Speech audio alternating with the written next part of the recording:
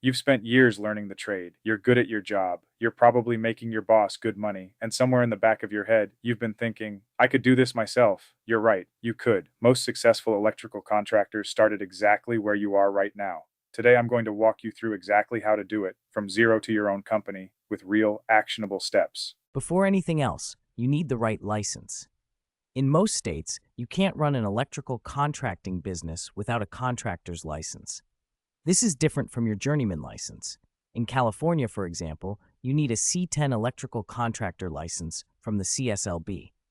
Requirements typically include 4 years of journey level experience, passing a law and business exam, plus a trade exam, and having someone with good credit in the business to satisfy the bond requirement. Every state is different, so look up your specific state's licensing board and requirements. Start the application process early. It can take months. In California alone, the CSLB can take 90 days or more just to process an application. That's before you even schedule your exam. States like Texas have their own multi-tier system through the Texas Department of Licensing and Regulation, and the timeline there can stretch out as well. Don't assume you can get licensed in a few weeks. Plan for 3 to 6 months minimum. While you're waiting on licensing, you can work legally under someone else's license as a subcontractor in some states, or do work under your own journeyman card for smaller jobs depending on jurisdiction. Know your rules. Don't skip this. Operating without a license is illegal. It voids insurance, and if something goes wrong on a job, you're personally liable for everything. The license is also your credibility. Customers check contractor licenses, especially for larger jobs. In California, you can verify any contractor on the CSLB website in about 30 seconds. Homeowners do this. Commercial property managers do this. Being properly licensed is one of the things that lets you charge a premium rate and win the jobs that actually matter. Also, if you don't already have your journeyman card, get it. Some states allow direct contractor licensing with documented experience, but most want to see a journeyman license first. Having your journeyman card also protects you if you ever want to step back into the workforce. Your options stay open. Once you have or are pursuing your license, set up your business entity. Most electrical contractors go with an LLC. It protects your personal assets from business liability, and it's simple to set up. Steps: 1. Choose your business name. Check your state's database for conflicts. 2. Register your LLC with your state's Secretary of State, usually 50 to 150. 3. Get your EIN from the IRS, free, takes 5 minutes online. 4. Open a business bank account, separate from personal, always 5. Get a contractor's bond and general liability insurance. This is non-negotiable. 6. Get workers' comp insurance if you plan to hire employees. Insurance is not optional. General liability for an electrical contractor typically runs $1,000 to $3,000 a year, depending on your state and revenue. Workers' comp adds more. Build this into your pricing from day one. A note on the separate bank account. This is one of those things that seems like a formality, but matters enormously. Mixing personal and business finances leads to tax headaches, makes your financials impossible to read, and can create legal liability problems. Open a separate account immediately, use it exclusively for business, and pay yourself a regular transfer to personal. One more thing on the legal setup. Get an accountant lined up from the start. A good CPA who understands small trade businesses is worth every dollar. Self-employment tax alone, 15.3% on top of your income tax, surprises a lot of new contractors. An accountant helps you set up quarterly estimated payments so you're not hit with a massive bill in April. They'll also help you identify legitimate deductions: truck, tools, home office, training, licensing fees. New contractors who fly blind on taxes often end up in a hole by the end of year one. Don't be that guy. Before you start quoting jobs, get your systems in place. You don't need to spend thousands on fancy software. Here's the basic cess. TAC, estimates and invoicing. Jobber, House Call Pro, or Service Titan are built for trades businesses. They let you quote, invoice, and manage jobs in one place. Some offer free trials. Jobber starts around $49 a month and is a solid choice for a one-man shop. It handles estimates, jobs, and invoicing in one place and has a mobile app that's genuinely useful in the field. Payment collection. Stripe or Square. Make it easy for customers to pay by card. Don't be that contractor who only takes check. Customers who can pay on their phone immediately after job completion pay faster, and don't forget. Phone system. Use a separate business number. Google Voice is free. A professional voicemail greeting matters. When someone calls your business line and hears a professional greeting with your company name and a promise to call back within 1 hour, that's your first impression. Make it count. Simple website. Even a basic one-page site with your services, service area, and phone number gives you credibility. Use Squarespace or WordPress with a simple template. Google Business Profile. Set this up immediately. It's free, and it's how local customers find you on Google Maps. This single free tool can generate consistent inbound calls once you have reviews on it. Fill it out completely. Business hours, services, photos of your work, and your service area. Don't skip this. This is where new contractors make their biggest mistakes. They undercharge trying to win jobs, and they end up working hard for almost nothing. Your rate needs to cover your time, materials, overhead, insurance, tools, truck, gas, phone, software, taxes. Self-employment taxes are 15.3% on top of income tax, and profit. As a general starting point, journeymen starting their own company should be billing at least $85 to $150 per hour depending on their market. In high cost of living areas like California, 100 to 150 plus is standard for residential electrical. In mid-tier markets like Phoenix, Nashville, or Denver, 85 to 120 hour is common. In lower cost of living markets, 75 to $100 hour. Know your market, but don't undercut it. For material, add a markup. Typical contractor markup on materials is 15 to 30%. On a job where you're buying $500 in materials, a 25% markup adds $125 to your invoice.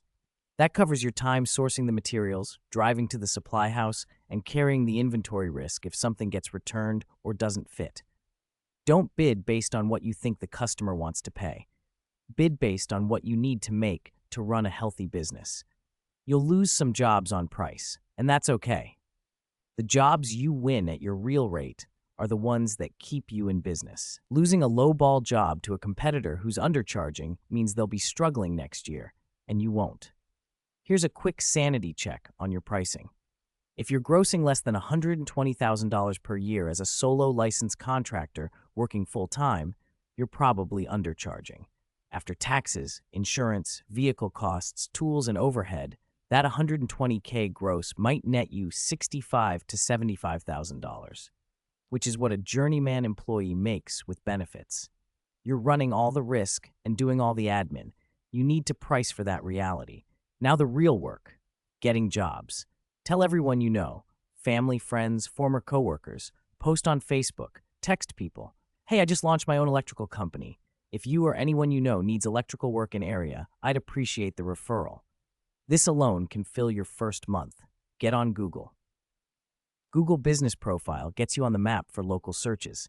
It's free. Optimize it with photos of your work, your services, and your service area. Nextdoor and Facebook local groups. Homeowners ask for contractor referrals constantly. Be active. Answer questions. Show expertise. Don't be spammy. Subcontract for GCs. General contractors need reliable electrical subs. Reach out to local builders and GCs and introduce yourself. One good relationship with a GC can keep you busy for months. Go to your county's permit database. It's usually public record. Find GCs pulling active permits and reach out directly. I saw you're working on the XYZ project on Main Street. I'm a local electrical contractor. Would love to get on your sub list. Simple, direct, effective. Do good work and ask for reviews. Every satisfied customer is a potential Google review. Ask directly. If you were happy with the work, would you mind leaving me a Google review? It really helps my business. Most people will. A business with 50 five-star reviews on Google gets more calls than a business with 5 reviews, period. Make asking for reviews a habit after every completed job. After 90 days of consistent asking, you'll have more reviews than most competitors who've been in business for years. The first 90 days of your electrical business will be some of the hardest and most rewarding of your professional life. Here's what that period actually looks like, so you can walk in prepared. Month 1 is about foundations. Your license paperwork is moving. Your LLC is set up. Your insurance is bound, your bank account is open, you're posting everywhere, telling everyone, hustling to get that first paying job. Expect revenue to be low, maybe $2,000 to $5,000 for the whole month if you're starting from scratch. That's okay. You're building. Every job you do in month one is marketing material. Take photos, document the before and after. Get a review. You're building the proof that you do good work, and that proof compounds over time. Month two is about building momentum. The leads start to feel less scattered. You're getting a few calls from the Google business profile you set up. A neighbor referred you to a friend. You're starting to get a sense of what your typical customer looks like and what work you're best positioned to do. Revenue might be $4,000 to $8,000, depending on how hard you hustled in month one. Pay attention to where jobs are coming from. Track it in a simple spreadsheet. This data tells you which marketing channels are actually working for your specific market. Month three is make or break for a lot of contractors. The initial hustle energy of starting something new can fade. The 3 a.m. worries about cash flow become real. Some guys slow down on marketing exactly when they need to double down. Don't be that person. Marketing when you're busy builds the pipeline for when you're not. The electricians who make it through month three with consistent marketing habits almost always make it. By month three, if you've priced correctly, marketed consistently, and done excellent work, you should be starting to see regular referrals. A referral is the best possible signal. It means someone liked your work enough to stake their relationship on recommending you. Treat every referral customer like gold. Most electricians who go solo don't plan to stay solo. Here's how to think about your first hire. The trigger: you're consistently turning down work. Not occasionally, consistently. If you're saying no to 2 or 3 jobs a week because you're booked, you're losing revenue that could be funding a payroll. Before you hire, get your cash flow stable. You need to be able to make payroll regardless of whether clients pay on time. A business line of credit helps. 3 to 4 months of operating expenses in the bank is better. Where to find your first electrician? Referrals from people you've worked with. Trade school placement offices. IBEW halls if you're in a union market. Indeed and Craigslist still work for trades. What to pay? Be competitive for your market. Look up what journeyman electricians are earning in your area and pay at or above that rate. You'll lose good people if you underpay, and the cost of turnover, training, lost productivity, morale damage is higher than the payroll savings. What to expect in the first month with an employee? Things will feel inefficient. You'll be redoing things, explaining things, critiquing things. This is normal. It's investment in building a team member who can eventually run jobs independently. Give it 60 to 90 days before judging the hire. The payoff: a qualified electrician you can send to jobs without being there is leverage. It multiplies your capacity without multiplying your hours. That's the beginning of building something bigger than yourself. Starting your own electrical business is one of the best moves a skilled electrician can make. The income potential, the freedom, and the satisfaction of building something for yourself, it's worth the risk and the work. It won't be easy in the first 6 months. Cash flow will be tight. There will be slow weeks and stressful weeks. But if you do it right, get licensed, get legal, price correctly, and market consistently, you can build something real. Most electrical contractors who fail in the first year do so for one of 3 reasons. They underpriced their work, they didn't set up their finances properly, or they stopped marketing when things got busy and then had nothing in the pipeline when the work dried up. Avoid those 3 mistakes, and you're already ahead of the curve. The trade is one of the best paying, most recession-resistant career paths available. The licensed electrician who runs their own business well can build genuine wealth, not just a good income, but a business with real value and real options. That's what's available to you if you're willing to do the work to get there. Subscribe for more content on running a trades business, and drop a comment. Are you thinking about going out on your own? Where are you in the process? Let's talk.